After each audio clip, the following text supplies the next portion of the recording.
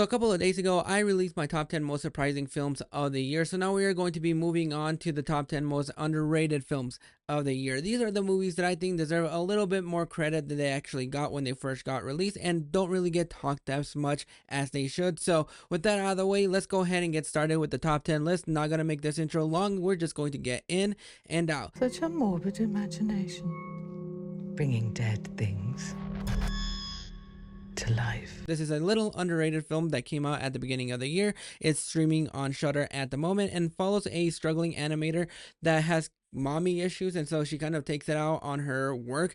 And the thing that really stuck out about this movie is just how unique and different this movie is. When movies come out on Shudder, there are hit and miss, and sometimes there are gems. This is one of those gems that I really enjoyed because I think the whole mixture between live action and stop motion animation absolutely worked for me. It was unique, it was creepy. I really love the descending of madness that this character goes through, and it goes in such a dark and really depressing direction that I was not really anticipating, and that's something that really stuck out to me. And as far as I've seen so far, nobody has talked about this movie, and a lot of people should, because as far as original films, this is one of the best of the year. There's a young man. I talked to him. I wish I was with you. I was a little bit late to the party to this movie because I was sick when this movie came out, and since nobody went to go see this movie in theaters, it just came in and out of the theater. So by the time that I got better, I was not able to check it out, so I checked it out when it came out on streaming, and I really enjoyed this movie. It's not going to be for everybody. It's directed by Zelda Williams, and it stars Catherine Newton, my wife, and Cole Sprouse. The thing about this movie is that it's campy in all the right ways, and I really love it. I am a sucker for rom-coms, and whenever you're able to do something new with that genre, in this instance, a girl falls in love with a dead guy and he starts killing people that are being dicks to her, rightfully so. I just really enjoyed how campy this movie was. I know it's not for everybody, and some people might consider this one of the worst films of the year. I really enjoyed just how nice and tame this movie was. It could have pushed the boundaries just a little bit further, but I really enjoyed the performances between Cole Sprouse as the zombie that doesn't really have a lot to say, and Catherine Newton that is completely obsessed with her. I just really enjoyed just how campy this movie was. The costume designs and the makeup effects were great. Overall, this is a movie that I really enjoyed a little bit more than I thought, because when I first saw the trailer, I'm like, okay, this looks like it could be really interesting. And when I finally saw the movie, I'm like, it's charming in all the right ways. The question is,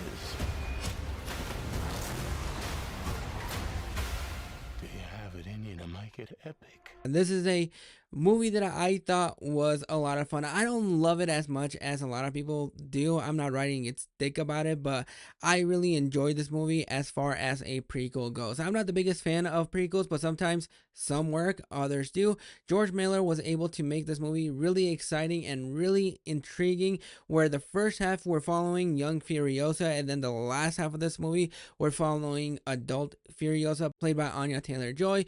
The younger version is played by Alila Brown, who we're going to be seeing again in this list. What I really enjoyed about this movie is just how much fun the action sequences were, and the sound design for this movie was absolutely great. I saw this in a premium auditorium. Just the sound design of the rumbling engines and the cars in here, the action sequences were great. Anya Taylor-Joy was great as a young Furiosa. This movie is broken up into a couple of, I think it's broken up into like 5 different chapters, and sometimes some chapters don't get to breathe as much as the other chapters. Take that aside, that's just a little bit of a nitpick that I have with the movie. That didn't really tame my excitement for this movie, because I thought it was exhilarating, it was a lot of fun. George Miller definitely came in to play with this film. What is this place? Huh? You don't understand. This is directed by Rose Glass, who directed Saint Maud, another underrated little movie that I really enjoyed, and stars Katie O'Brien as a bodybuilder going to Las Vegas for a competition. When she runs across Kristen Stewart, a gym owner, they both fall in love, and they are on this little road trip while you have Ed Harris taking them down. And I really enjoyed this movie for just how different and unique it is. It comes through us from A24, so you know that there's going to be a little bit more to this movie. And the thing that I really loved about this movie is just not only the performances between Kristen Stewart and Katie O'Brien, I really enjoyed their chemistry as well, but it goes in such a unique little way that I was not really expecting, that by the time the movie ended, I was not sure how much I would really enjoy this movie, because I thought the ending of this movie was a little weird, and I didn't get it until I had some people explain it to me, because I really didn't know the direction it was going in or what it was trying to say or do, and I just came out really floored with this movie. It's a little bit slow here and there, but really the thing that captures your attention is just the performances between Kristen Stewart and Katie O'Brien.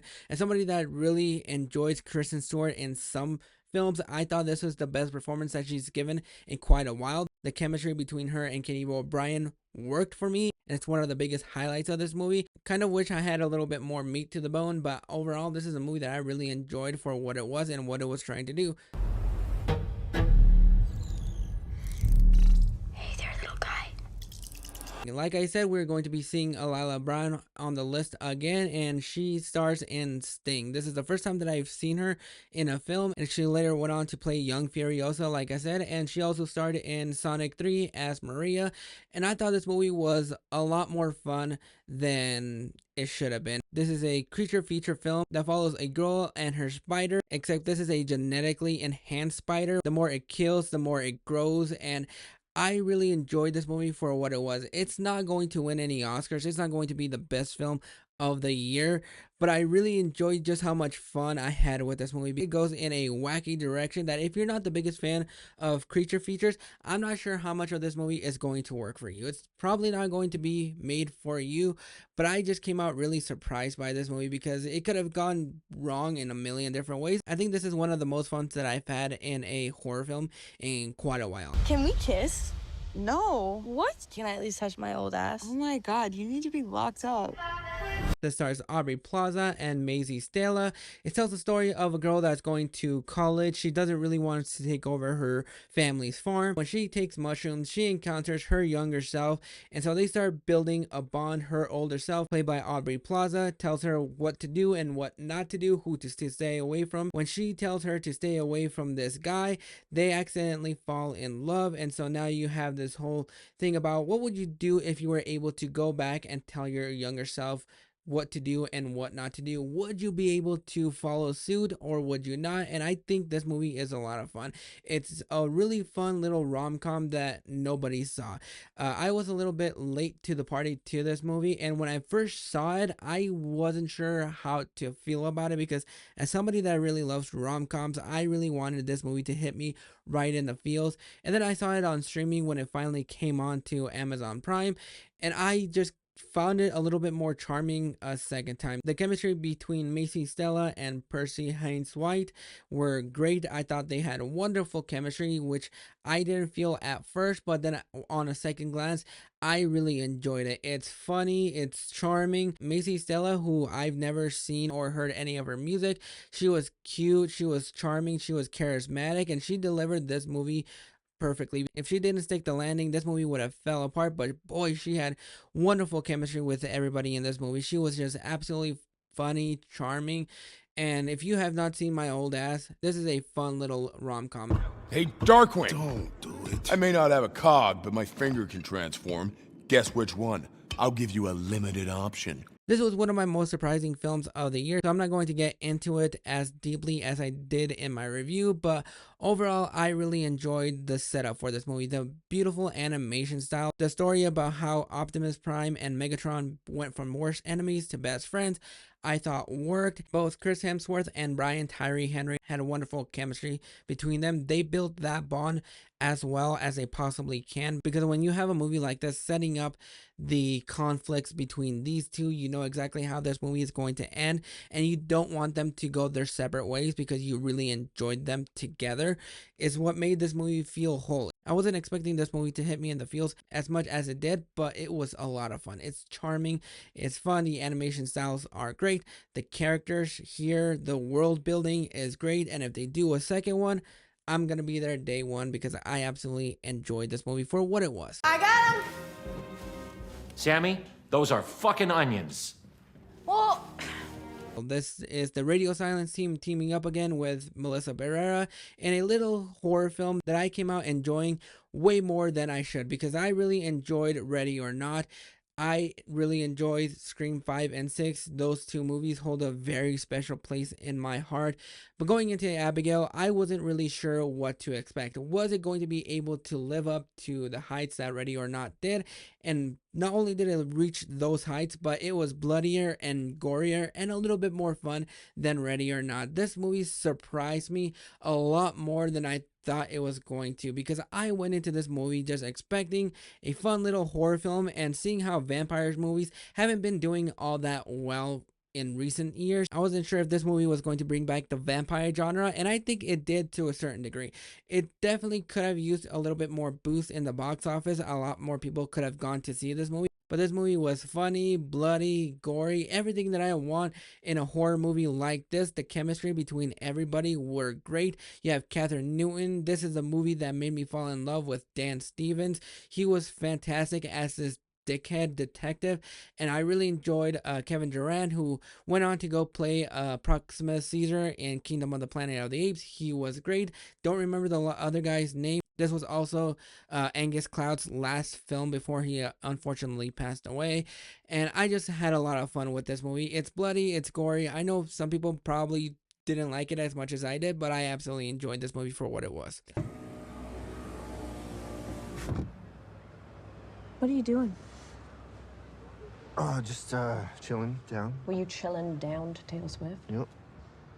I went into my thoughts on this movie a little bit more in my surprising films of the year and in my review of this film. Overall, this is a more fun and charming movie than I thought it was going to be. The chemistry between not only just Ryan Gosling and Emily Blunt were great, but also between Ryan Gosling and Winston Duke. David Leitch delivered a love letter to the stunt community, and he did it in space. This movie is a lot of fun. At first, I thought it was a little bit long, but the more that I watch it, I really enjoy and appreciate the little nuggets here and there that I get what he was trying to go for. He was trying to give a little bit more love to the stunt community by giving them that little fight towards the end of the movie. But the central love story between Emily Blunt and Ryan Gosling was great in this movie. I really enjoyed the camaraderie. This movie deserved way more at the box office, and if you have not checked it out, it's streaming on Peacock right now. Check it out. It's a lot of fun. It's a perfect love letter to the stunt community, and it's charming as all heck.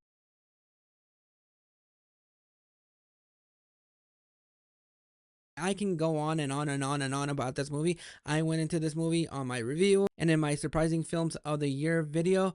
Boy, this movie surprised the living hell out of me. It's a lot of fun. The movie is broken up into different chapters, which I'm not the biggest fan of when you have non-linear storytelling. I just like a really nice, cohesive story. But this movie did it in spades. It was entertaining. It was a lot of fun. It kept you at the edge of your seat. It kept you guessing as in what direction this movie was going to take in. And Giovanni Ribisi as the cinematographer for this movie was great. I didn't know that he had an eye like this. The movie is visually beautiful to look at. The performances between Kyle Gallner, which deserves a lot more credit than he actually gets, and Willa Fitzgerald were great. Both of them were really enticing in their own little ways. I thought they had some flares together, and just the way that this movie unraveled, it kept you guessing. If you have not seen this movie, do yourself a favor, check this movie out because it deserves a lot more love than it actually got. It's enticing, it's entertaining, and it's a fun, at the edge of your seat thriller that I think you're going to enjoy. I can go on and gush about this movie for 30 minutes and tell you why this movie is absolutely fantastic. But if you have not checked it out, do yourself a favor, check this movie out. It came in and out of theaters. Nobody went to go see this movie, and I think it deserves way more love than it actually got. But those are my top 10 most underrated films of the year. Let me know down in the comments what you guys think. Which movies did you find underrated that deserved a little bit more love? Drop those thoughts in the comments below, and I'll catch you guys for the next video.